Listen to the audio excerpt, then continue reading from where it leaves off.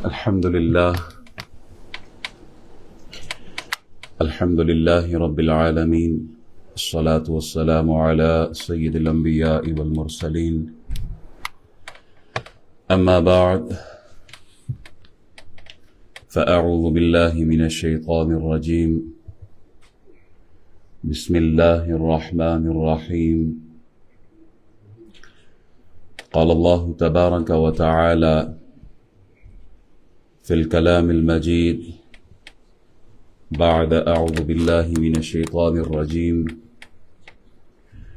وتعاونوا على البر والتقوى ولا تعاونوا على الإثم والعدوان واتقوا الله إن الله شديد العقاب، أو كما قال عليه الصلاة والسلام: من دل على خير فله مثل أجر فاعله.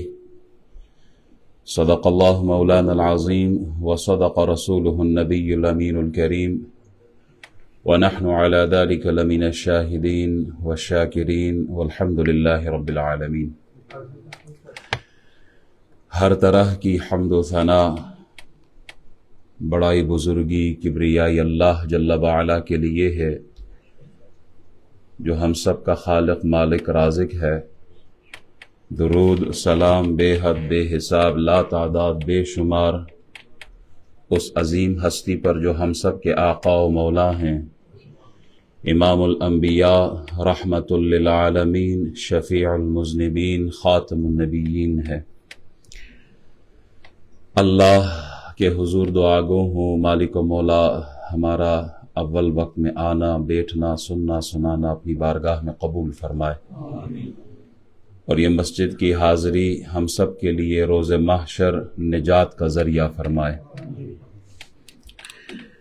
بخاری شریف کی تیسری حدیث،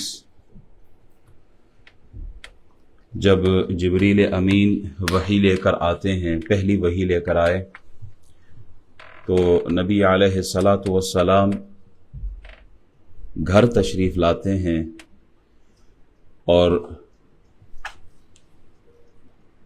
نزول وحی کے سبب جو آپ کی کیفیت تھی، وہ کیفیت حضرت خدیجۃ الکبریٰ رضی اللہ تعالی عنہا نے جب دیکھی تو آپ نے ارشاد فرمایا: واللہ ما یخزیک اللہ ابدا، اللہ کی قسم اللہ آپ کو کبھی بھی بے سہارا نہیں چھوڑے گا. انک لتصل الرحم، کیونکہ آپ صلہ رحمی کرتے ہیں، آپ رشتہ داروں کے ساتھ میل جول رکھتے ہیں، آپ حسن سلوک، اچھے اخلاق کے ساتھ رشتہ داروں کے ساتھ ملتے ہیں. وتحمل الکل، کمزوروں کا بوجھ اٹھاتے ہیں آپ. وتکسب المعدوم، اور ناداروں کے کام آتے ہیں، خود کما کر مفلسوں، یتیموں، غریبوں، مسکینوں پر خرچ کرنے والے ہیں آپ. وتقر الضیف، اور آپ مہمان نوازی کرتے ہیں.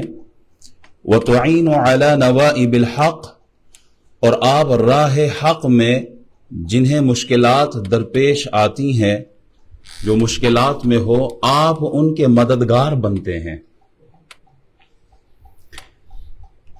یہ الفاظ، یہ جملے کس کے ہیں؟ رسول اللہ صلی اللہ علیہ وسلم کی پہلی گھر والی حضرت فاطمہ الزہرا کی والدہ. یہ وہ عظیم ہستی ہے کہ جن کے لیے جبریل فرماتے ہیں: یا رسول اللہ، سامنے خدیجۃ الکبریٰ آ رہی ہے، ہاتھ میں طعام بھی ہے، مشروب بھی ہے، جب یہ آپ کے پاس پہنچے نا تو آپ ان کو اللہ کی طرف سے سلام کہیے گا اور میرا بھی سلام پیش فرمائیے گا.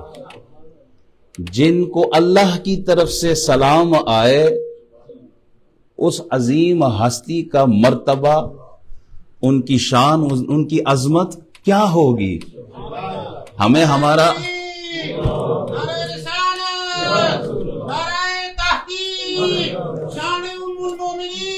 زندہ باد، زندہ باد، زندہ باد. ہمیں ہمارے پیر صاحب استاد کا سلام آئے تو ہم پھولے نہیں سماتے کہ میرے کسی بزرگ نے سلام بھیجا ہے. قربان جائے آپ کے اس قدم رکھنے والے ذرات جو آپ کے قدموں کے نیچے آئے ان پر بھی ہماری جانیں قربان ہو. آپ پر سلام اللہ بھیج رہا ہے. حضرت عائشہ فرماتی ہے رسول اللہ صلی اللہ علیہ وسلم جب گھر سے نکلتے تھے نا تو حضرت خدیجہ الکبریٰ کی شان بیان کرتے, ان کی تحسین کرتے, ان کی تعریف کرتے. تو ایک دن مجھے ان پر غیرت آ گئی تو میں نے کہا یا رسول اللہ وہ ایک بوڑھی عورت تھی. اللہ اکبر, کن کی بات ہو رہی ہے؟ حضرت خدیجہ الکبریٰ کی. وہ ایک بوڑھی عورت تھی اور اللہ نے آپ کو ان کے بدلے میں ان سے بہتر عورت عطا فرما دی, ان سے بہتر بیوی عنایت کر دی ہے. آپ فرماتی ہیں کہ رسول اللہ صلی اللہ علیہ وسلم جلال میں آ گئے, حضور جلال میں, اور آپ نے ارشاد فرمایا اللہ کی قسم اللہ نے مجھے ان سے بہتر بیوی نہیں عطا کی. جب وہ اس وقت بھی ایمان لائی جب سب کافر تھے, انہوں نے اس وقت میری صداقت کا اعلان کیا جب سب مجھے جھٹلا رہے تھے, جب سب تکذیب کر رہے تھے, اور جب لوگوں نے محروم کر دیا تھا انہوں نے اس وقت بھی اپنے مال سے میری غمخواری کی ہے. یہ وہ عظیم عورت ہے. ان کے الفاظ, ان کے جملے نبی علیہ الصلاۃ والسلام کی ذات کے حوالے سے جو آپ نے ارشاد فرمایا اس کا خلاصہ کیا ہے کہ رسول اللہ صلی اللہ علیہ وسلم سراپا رحمت ہے.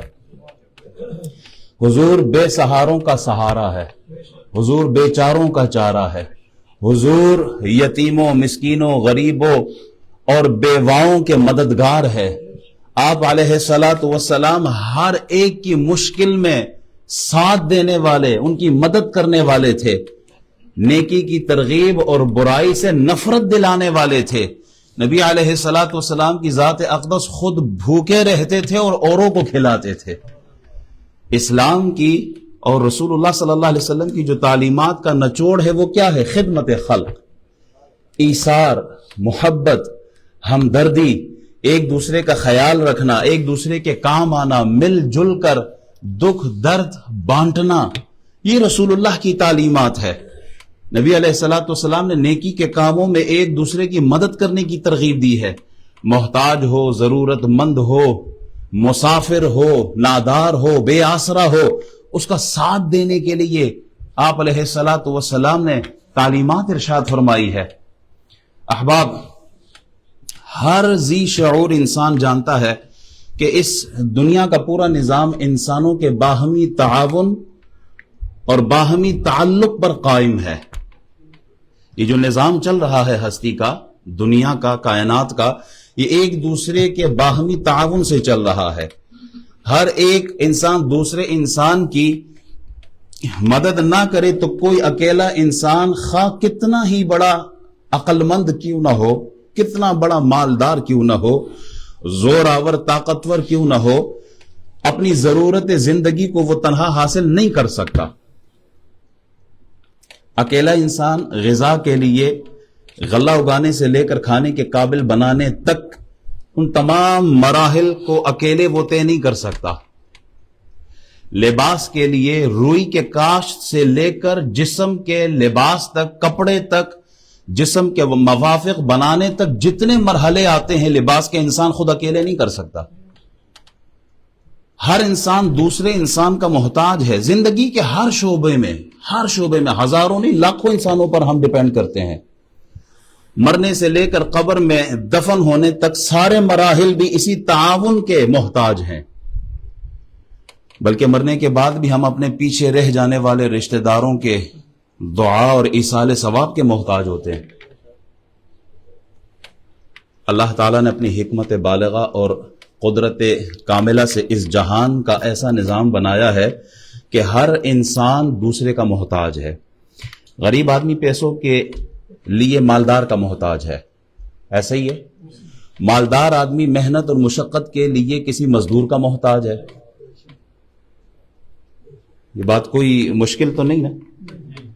بڑے سے بڑا مالدار آدمی ہوگا وہ محنت مزدوری مشقت کے لیے کسی مزدور کو ڈھونڈ رہا ہوتا ہے. بلکہ بادشاہوں کے تخت اور تاج کے لیے بھی وہ دوسروں کے محتاج ہوتے ہیں. کوئی تخت بنائے گا تو بادشاہ بیٹھے گا. دکاندار جو ہوتا ہے وہ گاہک کا محتاج ہوتا ہے، اور گاہک جو ہے وہ گھر میں کھانے پینے کی چیزیں لے جانے کے لیے دکاندار کا محتاج ہوتا ہے۔ ٹیکسی ڈرائیور انتظار کرتا ہے کہ کب کوئی پھیرا، کوئی سواری آئے کہ میرے گھر کا راشن چل سکے۔ اسی طرح سواری جو ہوتی ہے وہ بھی ٹیکسی کے محتاج، کہیں پہنچنے کے لیے ایک دوسرے کے محتاج۔ گھر میں بلب خراب ہو گیا تو الیکٹریشین کے محتاج، الیکٹریشین اپنا گھر چلانے کے لیے،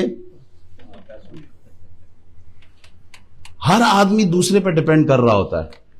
ایک آدمی کا نظام دوسرے آدمی سے جوڑ دیا گیا ہے۔ مختصر یہ کہ ساری دنیا کا نظام باہمی تعلق اور باہمی تعاون پر قائم ہے، میوچل کوپریشن اینڈ ریلیشن شپ، سب ایک دوسرے پہ ڈیپینڈ کرتے ہیں۔ اب سوال یہ ہوتا ہے کہ نیک کام میں تعاون کیسے کیا جائے، جو قرآن کہتا ہے نا تعاونوا علی البر والتقوی، نیکی اور بھلائی کے کاموں میں دو چیزیں ہیں، نیکی اور بھلائی کے کاموں میں ایک دوسرے کی مدد کرو، help one another in righteousness، ایک دوسرے کی مدد کرنا۔ اب ایک دوسرے کی مدد کیسے کی جائے، اس کی کیا کیا صورتیں ہو سکتی ہیں؟ علامہ قرطبی رحمۃ اللہ علیہ تفسیر قرطبی میں ارشاد فرماتے ہیں کہ اس آیت کی تفسیر یہ ہے کہ اللہ تعالی نے تمام مخلوقات کے لیے حکم ہے کہ بھلائی اور پرہیزگاری، یہ مخلوقات سے مراد انسان کی بات کر رہا ہوں، کہ جتنے بھی انسان ہیں سب کو حکم یہی ہے کہ بھلائی اور پرہیزگاری کے کام میں ایک دوسرے سے تعاون کرے اور ایک دوسرے کی مدد کرے۔ کیسے؟ فرماتے ہیں عالم اپنے علم کے ذریعے، عالم اپنے علم کے ذریعے وہ بھلائی کا کام کرے، وہ تعاون کرے، جیسے ایک آدمی کو علم نہیں ہے وہ انہیں علم دین سکھاتا ہے۔ غنی آدمی جس کو اللہ نے مال و دولت سے نوازا، اہل ثروت، ان کے لیے ہے کہ وہ اپنے مال کے ذریعے سے لوگوں سے تعاون کرے۔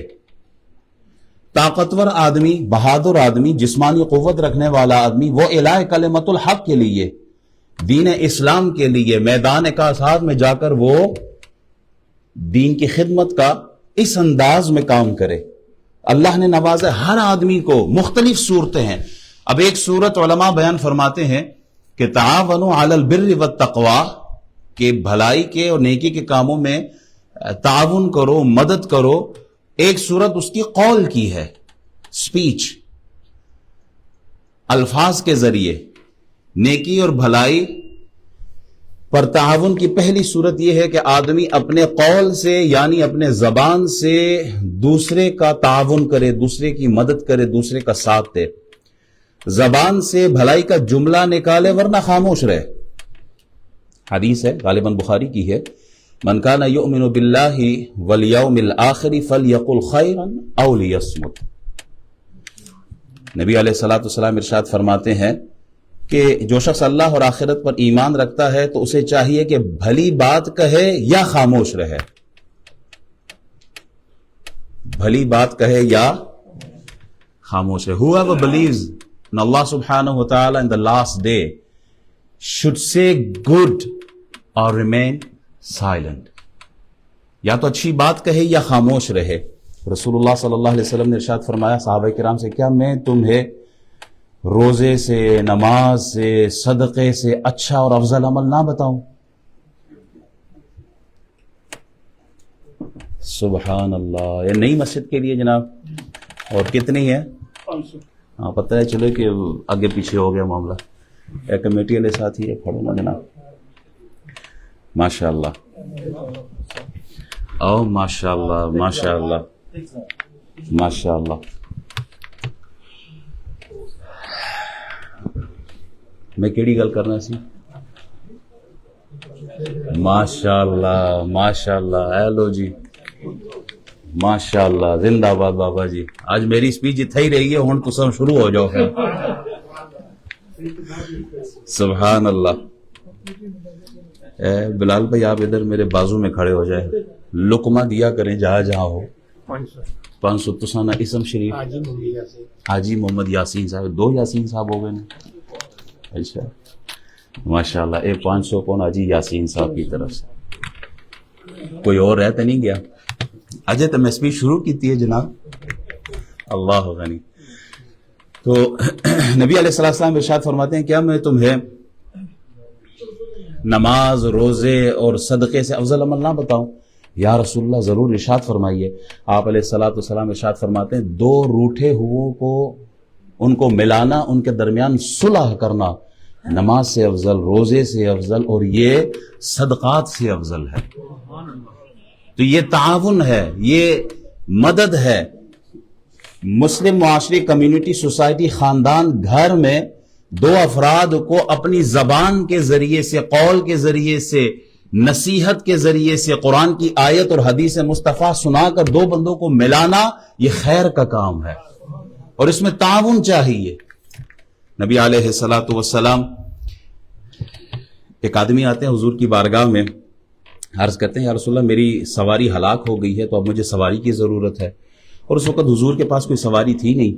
تو ایک شخص بیٹھا ہوا تھا پاس، انہوں نے کہا یا رسول اللہ میں ایک ایسے آدمی کو جانتا ہوں جو اس کو سواری دے سکتا ہے، تو میں اس کو گائیڈ کر لوں، اس کا ساتھ دوں، لے جاؤں؟ حضور نے فرمایا کرو۔ گئے، سواری مل گئی، سارا کچھ ہوا۔ حضور نے ارشاد فرمایا من دل علی خیر فلہ مثل اجر فاعلہ، جو آدمی کسی کی نیکی پر رہنمائی کرے تو اس کے لیے اس عمل کرنے والے کی مثل اجر و ثواب ہے۔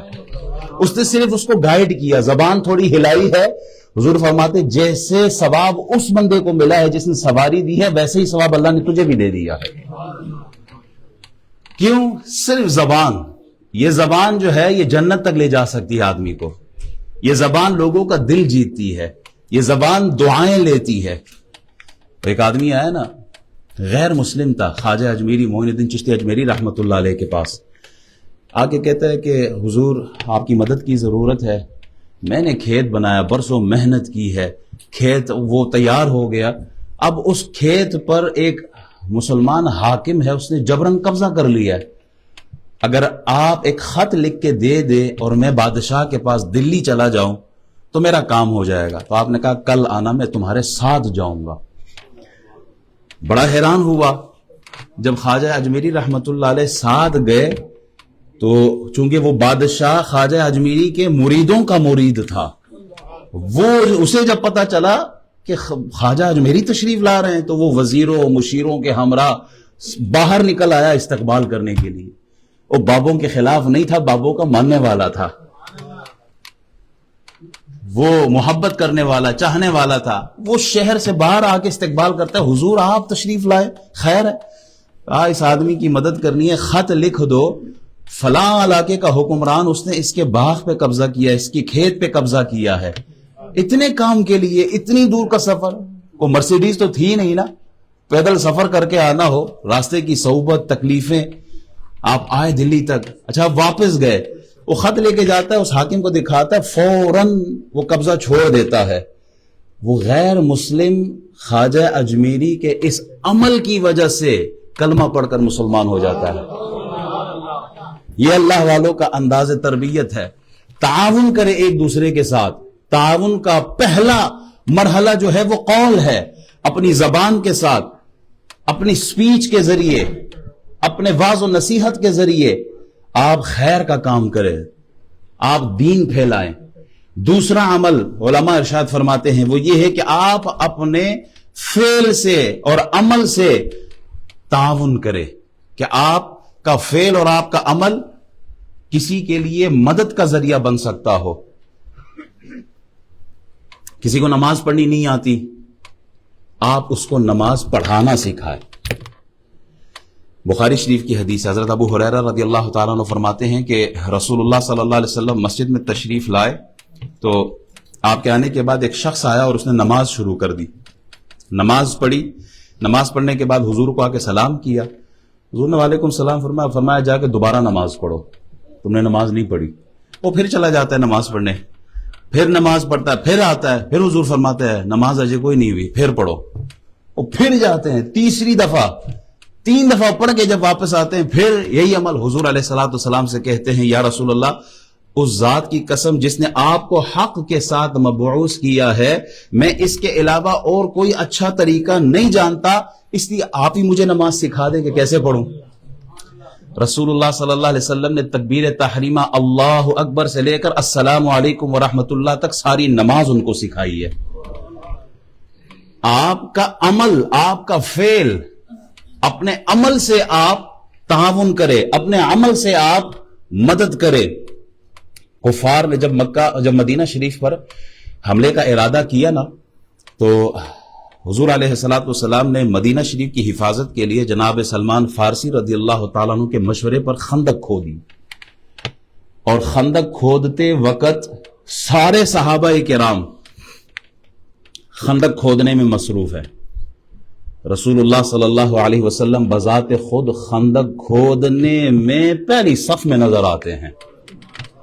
رسول اللہ صلی اللہ علیہ وسلم نے پہلی صف میں صحابہ کرام کے ساتھ شامل ہو کر خندق کھودی ہے. جہاں پوری قوم کی بات ہو، جہاں دین کی بات ہو، اسلام کی بات ہو، اسلام کے بقا کی بات ہو، تو وہاں رسول اللہ صلی اللہ علیہ وسلم ہمیشہ پہلی صف میں نظر آئے ہیں. اور اس مشن میں آپ کو سارے صحابہ نظر آئیں گے. ابو بکر، عمر، عثمان و علی سے لے کر نیچے تک سارے صحابہ کرام حضور علیہ الصلوۃ والسلام کے دست و بازو بنے رہے ہیں. اور جب سخت چٹان سامنے آئی، جب صحابہ سے وہ چٹان نہیں ٹوٹ رہی تھی، تو کھودال جو تھا پھر رسول اللہ نے اپنے ہاتھوں میں لیا ہے. سخت چٹان رسول اللہ صلی اللہ علیہ وسلم نے اپنے ہاتھوں سے توڑا ہے. سفر میں نبی علیہ الصلوۃ والسلام کہیں تشریف لے جا رہے ہیں، صحابہ کرام ساتھ ہے، کھانے کا وقت آتا ہے تو سب کی ڈیوٹیاں بانٹی گئی ہے. کوئی جانور ذبح کر رہا ہے، کوئی کھال اتار رہا ہے، کوئی ہانڈی بنا رہا ہے. رسول اللہ صلی اللہ علیہ وسلم نے اپنے ذمہ کیا لیا؟ آپ علیہ السلام فرماتے ہیں دونوں جہانوں کے سردار ہیں، امام الانبیاء ہیں، جنہیں معراج کی دولت، معراج کا انعام ملا ہے، جن کے سینے پہ قرآن نازل ہوا ہے، جو محبوب رب ذوالجلال ہے. وہ ہستی فرماتے ہیں صحابہ سے تم ہانڈی بناؤ، میں تمہارے آگ کے لیے، اس ہانڈی کو پکانے کے لیے لکڑیاں جمع کرنے والا خود محمد جا رہا. ہے کوئی ایسا امام، ہے کوئی ایسا لیڈر، ہے کوئی ایسا رہنما، راہبر جن کے لعاب کو صحابہ کرام ہاتھوں پر لینے کے لیے ترس رہے ہوں، وہ جا کے لکڑیاں ڈھونڈ کے لا رہے ہیں؟ آپ کیا بتانا چاہ رہے ہیں؟ تعاونوا علی البر والتقوی، نیکی کے کاموں میں، بھلائی کے کاموں میں ایک دوسرے کے ساتھ تعاون کرو، عمل کے ذریعے بتاؤ. وہ ایک روایت آتی ہے، کتابوں میں پڑھی ہم نے، کہ امام حسن و حسین ایک آدمی کو دیکھتے ہیں بزرگ کو کہ وہ وضو ٹھیک نہیں کر رہا، تو آپ دونوں نے خود وضو کر کے دکھایا عمل کے ذریعے کہ کیسے وضو کیا جاتا ہے.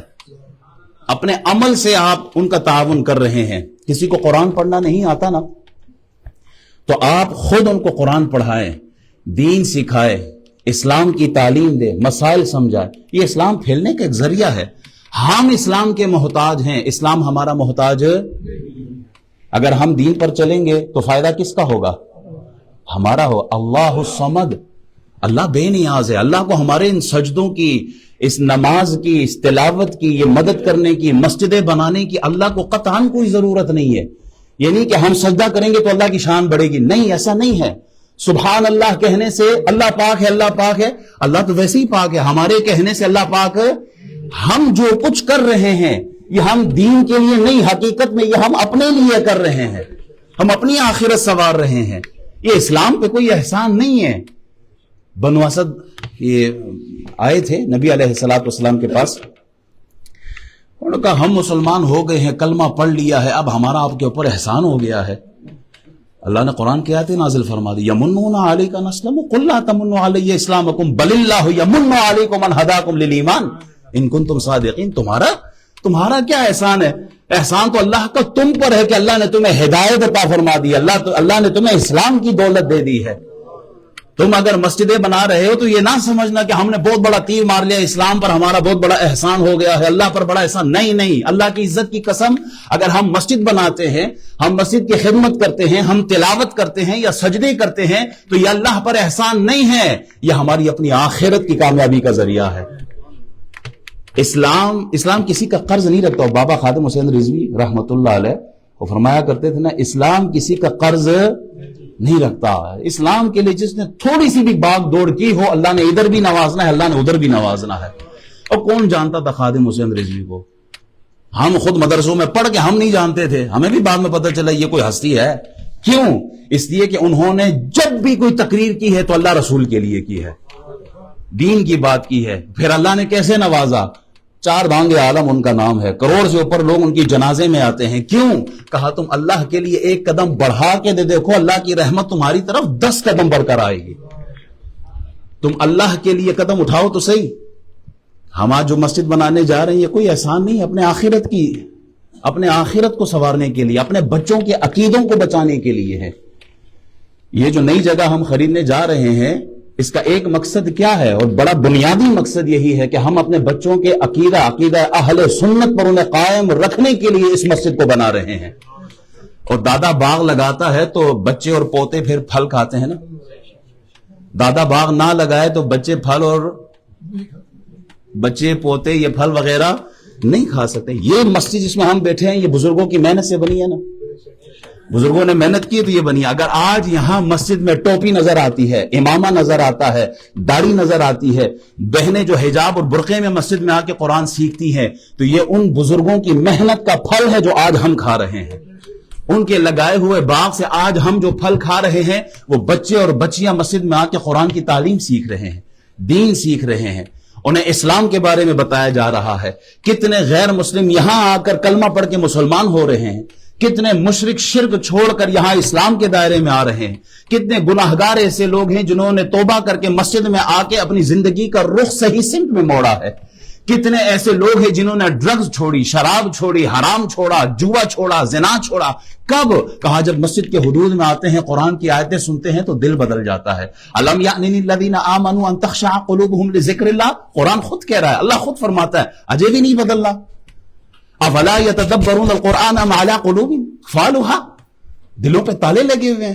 نہیں، جن کے دل اللہ اپنی رحمت کے ذریعے کھولتا ہے پھر انہیں ہدایت نصیب ہو جاتی ہے. احباب، مسلمانوں کے وجود کے لیے مسجد کا ہونا اتنا ہی ضروری ہے جیسے مچھلی کی زندگی کے لیے پانی کا وجود ضروری ہے. اگر مچھلی کو پانی سے نکال دیں گے تو اس کی زندگی ختم. مسلمان کمیونٹی سے اگر مسجد کا اور باجماعت نماز کا جو سسٹم ہے، جو تصور ہے، یہ ختم کر دیا جائے تو وہ خود، اگر وہ خود نہیں تو ان کے آگے آنے والی نسلیں قریب ہی وقت میں دیکھ لیجئے گا وہ دین سے پھر جائیں گی. جو آج ہماری کمیونٹی میں دین نظر آ رہا ہے تو اس کی اصل وجہ یہ ہے کہ ہمارا تعلق مسجدوں کے ساتھ ہے. ہم صفوں میں کھڑے ہو کے نماز پڑھتے ہیں، ہم اللہ اکبر کی صدائیں لگاتے ہیں، گھروں میں ریڈیو ہے اور مسجد سے اذان کی آوازیں جا رہی ہیں. یہی وجہ ہے کہ آج ہمارا ماحول، ہمارا گھرانہ، ہمارے بچے کلمہ لا الہ الا اللہ محمد الرسول اللہ پڑھ رہے ہیں. احباب، دین کا کام، بلکہ نبی علیہ الصلوۃ والسلام فرماتے ہیں نا، اشارہ کرنا یعنی کسی کو صحیح راستہ دکھانا یہ بھی صدقہ ہے. کوئی مسجد کا صرف دروازہ آپ سے پوچھ لے اور آپ یہ کہیں کہ یہاں سے مسجد کا دروازہ ہے، اللہ آپ کو اس جملے پر بھی ثواب عطا فرماتا ہے. لکھ کر آپ تعاون کریں. امام بخاری نے جو بخاری شریف لکھی ہے، اصح الکتاب بعد کتاب اللہ، وہ بخاری شریف ہے، کتنا ثواب مل رہا. امام احمد رضا فاضل بریلوی نے کیا مدد کی ہے قوم کی، ہزاروں کتابیں لکھی ہیں آپ نے عقیدے کی حفاظت کے لیے. رسول اللہ کے عشق و محبت کو جو سینوں میں داخل کیا ہے، یہ آپ کا کمال ہے، آپ کا احسان ہے اس قوم پر.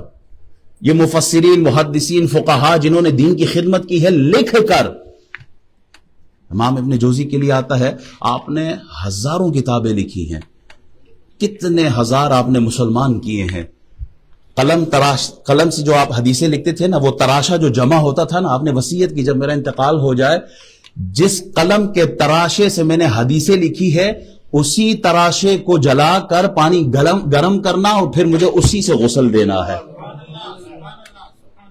اور اندازہ لگائیے نا کہ کتنے قلم آپ نے استعمال کیے ہوں گے. تعاونوا علی البر والتقوی، نیکی اور بھلائی پر تعاون کی جو 5ویں صورت ہے وہ مال کے ذریعے ہے. اللہ نے آپ کو مال دیا ہے، اللہ نے مال دیا ہے. دیا کس نے؟ ہم تو جب دنیا میں آئے تھے تو لباس بھی نہیں تھا، میں نے پہلے بھی کہا ہے، ہم تو بغیر لباس کے دنیا میں آئے تھے. جب جاتے ہیں تو کفن میں جیب کوئی نہیں ہوتی، تو مال ادھر کا ادھر ہی رہنا ہے. ایک آدمی سارا دن سویا رہتا ہے، کچھ کام نہیں کرتا، خراٹے مارتا ہے، اس کے پاس آخر میں کوئی چیز نہیں ہوتی. اور ایک آدمی جو پورا دن محنت کرتا ہے، مزدوری کرتا ہے، مال کماتا ہے، جب اس سے یہ دنیا چھوٹتی ہے، دونوں سے دنیا چھوٹ رہی ہے، اس سے بھی چھوٹ رہی ہے جس نے کوئی کام نہیں کیا، اور اس سے بھی چھوٹ رہی ہے جس نے ساری زندگی کام کیا، وہ جو تڑپ ہے نا مال کی، جس نے ساری زندگی محنت کی اور وہی کا وہی رہ گیا، اس کی تڑپ زیادہ ہوتی ہے کہ ساتھ لے کے کچھ نہیں جا رہا۔ عقل مند آدمی کون ہے؟ یا ایھا الذین آمنوا اتقوا اللہ ولتنظر نفس ما قدمت لغد، ایمان والو آگے کے لیے کیا بھیجا ہے، کیا لے کے جا رہے ہو؟ نبی علیہ السلام ارشاد فرماتے ہیں، مسلم شریف کی حدیث ہے، جب انسان کا انتقال ہوتا ہے تو یہ عمل کا سلسلہ بند ہو جاتا ہے سوائے 3 چیزوں کے: صدقہ جاریہ، علم نافع، کوئی ایسا علم آپ نے چھوڑا ہے جو بعد میں پھیلتا جا رہا ہے، آپ کو ثواب ملے گا، صدقہ جاریہ کوئی کام کیا اس کا ثواب آپ کو ملتا رہے گا، نیک اولاد چھوڑی ہے جو باپ کے لیے ہاتھ اٹھاتے ہیں، وہ یہ 3 اعمال ایسے ہیں کہ یہ سلسلہ بند نہیں ہوتا، ثواب پہنچتا رہتا ہے۔ آپ نے صدقہ جاریہ، یہ جو مسجد بن رہی ہے، جس کا 1 پاؤنڈ بھی اس مسجد میں لگا ہو اس کے لیے صدقہ جاریہ ہے، وہ دنیا سے چلا جائے گا لیکن جب تک اس مسجد میں سجدے ہوتے رہیں گے، قبر میں اس کو اللہ تعالیٰ پورا اجر عطا فرماتا رہے گا۔ حضرت خدیجہ الکبریٰ رضی اللہ تعالیٰ نے اپنا مال سارا کا سارا رسول اللہ کے قدموں میں پیش کیا۔ حضور اسلام کو ضرورت ہے، پھر اس مال کا کرنا کیا ہے ہم نے؟ حضور یہ لے سارا مال آپ کے لیے قربان۔ غزوہ تبوک کا اعلان ہوتا ہے کہ مال کی ضرورت ہے، کچھ صحابہ بڑے غریب تھے، ان کے پاس کچھ نہیں تھا، نہ سامان تھا نہ سواری تھی۔ عثمان غنی آگے آتے ہیں، 1900 اونٹ اور 100 گھوڑے اور 5000 دینار سونے کے سکے، جو 5.5 کلو سونا بنتا ہے، سب لا کے حضور کے قدموں میں پیش کیا۔ یا رسول اللہ، یہ مال سارا آپ کا ہے۔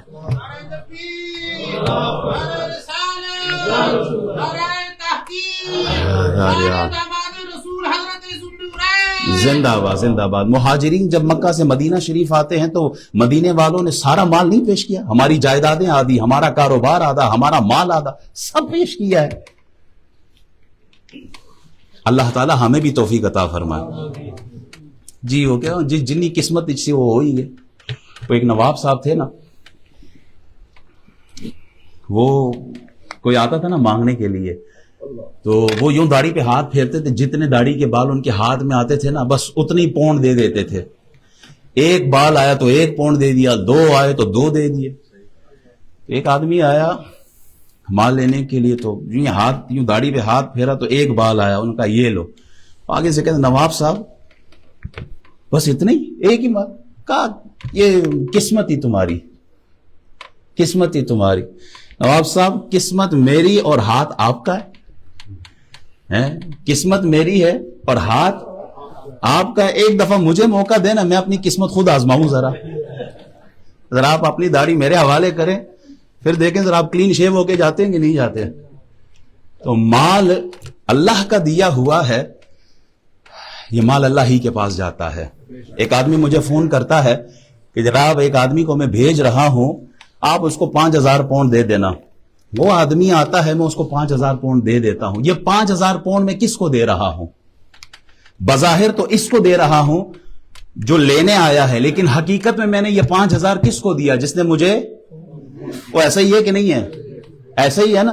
بظاہر ہم یہ جو مال دے رہے ہیں، یہ مال ہم کسی بیوہ کو دے رہے ہیں، کسی غریب کو دے رہے ہیں، کسی مسکین کو دے رہے ہیں، مسجد کو دے رہے ہیں بظاہر، لیکن حقیقت کیا ہے؟ ان تقرضوا اللہ قرضا حسنا یضاعفہ لکم ویغفر لکم واللہ اجر عظیم۔